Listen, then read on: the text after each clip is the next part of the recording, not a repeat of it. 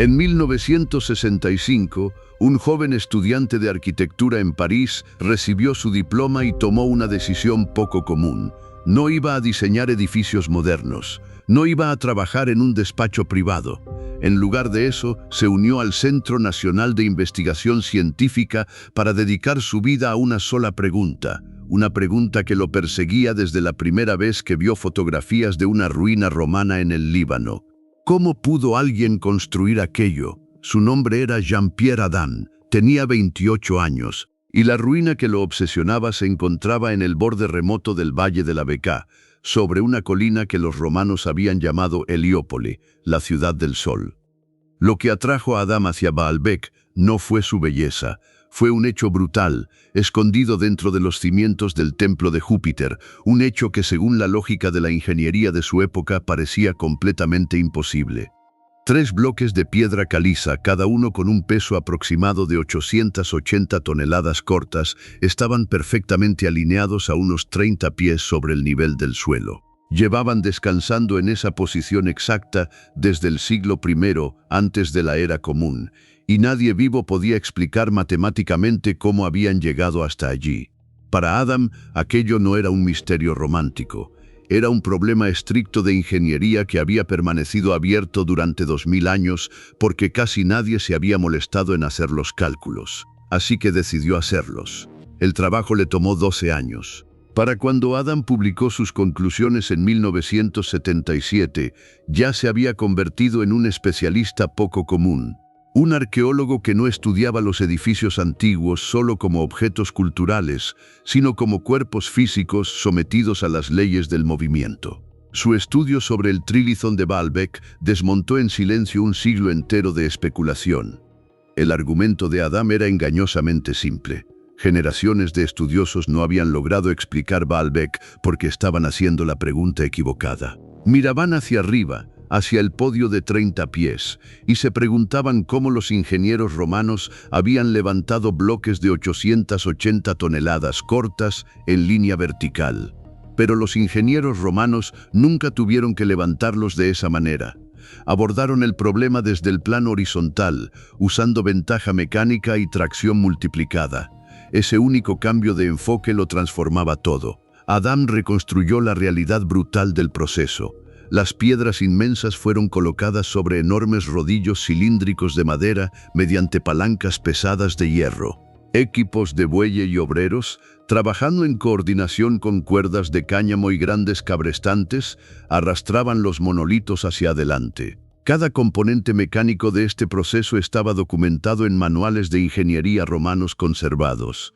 Vitruvio describió los cabrestantes con gran detalle sobre la arquitectura, explicando cómo hombres caminando en círculos continuos alrededor de tambores verticales de madera podían multiplicar enormemente la fuerza humana. Usando sistemas compuestos de poleas, Adam calculó que un equipo coordinado de 500 hombres podía generar suficiente tracción pura para mover un bloque de 1100 toneladas varios cientos de pies al día.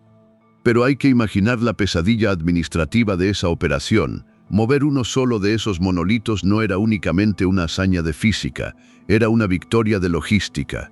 Para mantener a 500 hombres operando los pesados cabrestantes, se necesitaba una infraestructura enorme. Los intendentes romanos tenían que organizar la llegada diaria de miles de libras de grano, carne salada y aceite de oliva, solo para alimentar los motores biológicos que tiraban de las cuerdas.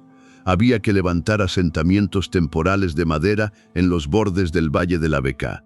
Los herreros trabajaban día y noche en tiendas de forja, reparando cadenas de hierro rotas, reforzando palancas y afilando miles de picos que la piedra caliza desgastaba sin piedad.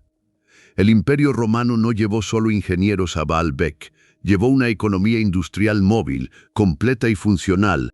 La verdadera tecnología perdida del mundo antiguo no fue la levitación acústica ni la antigravedad, fue la burocracia implacable, hipereficiente, de la maquinaria militar romana.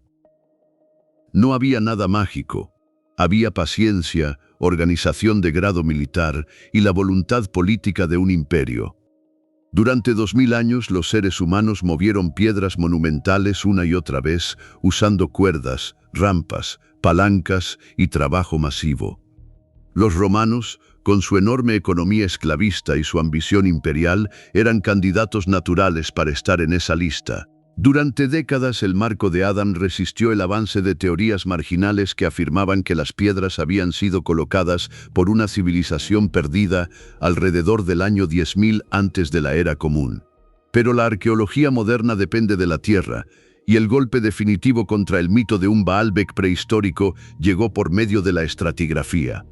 Durante excavaciones, el Instituto Arqueológico Alemán cavó directamente bajo las enormes zanjas de cimentación donde descansa el Trilithón. Celados en la tierra compactada bajo el peso inmenso de las piedras, descubrieron fragmentos inconfundibles de cerámica helenística y romana temprana.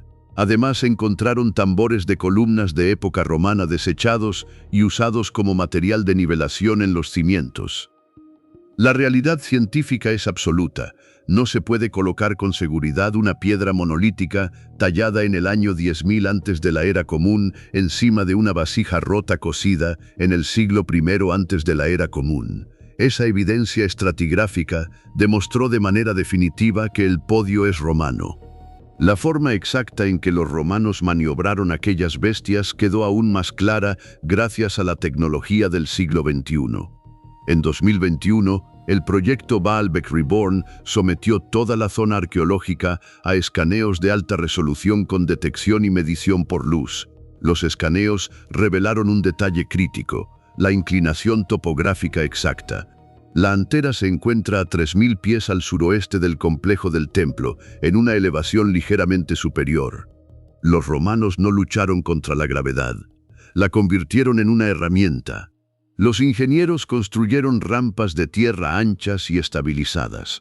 Las piedras de 880 toneladas fueron guiadas cuesta abajo sobre rodillos, impulsadas por la gravedad y controladas por enormes cuerdas de tensión sujetas a cabrestantes que actuaban como frenos.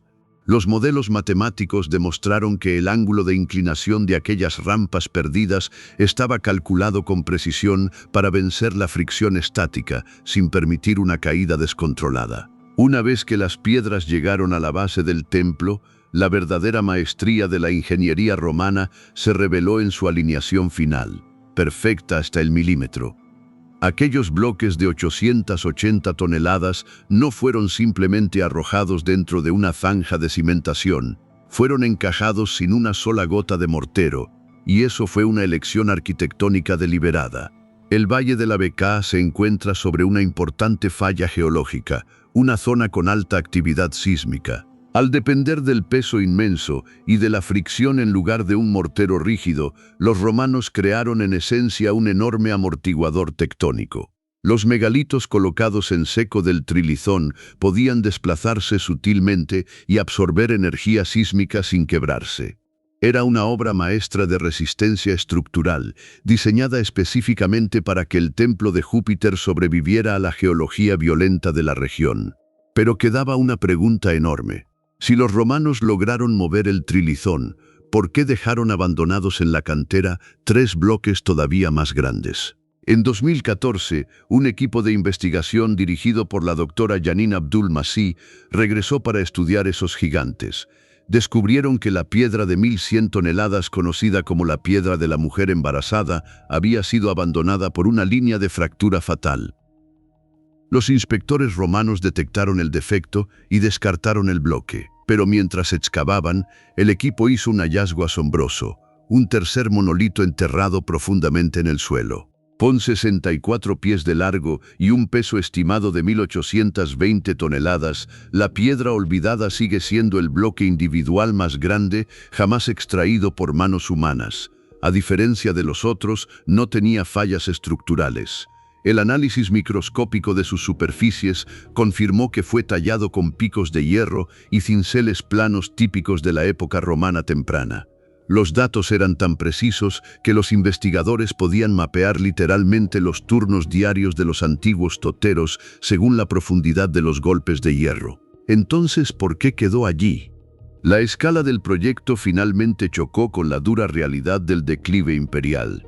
Más allá del esfuerzo logístico, La administración romana probablemente calculó que el prestigio adicional de mover una piedra aún mayor no compensaba el riesgo de vaciar tesoros o sobrecargar fuerzas laborales. El motor de la conquista estaba perdiendo velocidad. La respuesta fue completamente ordinaria. Para finales del siglo II de la era común, la economía romana se estaba estancando. Los fondos para construcciones ambiciosas se reducían y el trilizón ya estaba en su sitio. Arrastrar 3 piedras colosales más durante 3000 pies solo para añadir otra capa a un podio terminado era un lujo que el imperio ya no podía justificar. La piedra olvidada fue abandonada por culpa de un contador. Cada arqueólogo que trabaja hoy en el Valle de la Bekaa construye directamente sobre el marco que Adam estableció en 1977. La construcción megalítica antigua se entiende mejor mediante reconstrucción física paciente, no mediante mitos. Cuando encontramos algo hecho por manos antiguas que parece desafiar la explicación moderna, el fallo casi siempre está en nuestra imaginación, no en su capacidad mecánica. Los romanos no tenían cables de acero ni motores, tenían cuerdas de cáñamo, rampas de tierra, enormes equipos de bueyes y un sistema administrativo sin paralelo. Eso fue más que suficiente. Baalbek parece imposible porque hemos perdido la memoria institucional de cómo era realmente la construcción preindustrial a gran escala. Era lenta, carísima y brutalmente laboriosa. La misma combinación de tiempo y sudor que levantó Stonehenge, las pirámides y la isla de Pascua.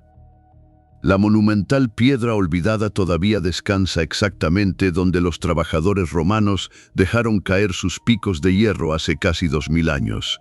Es una reliquia sobria de un imperio que, al final, tuvo que admitir que algunas ambiciones simplemente no valen la pena terminarse.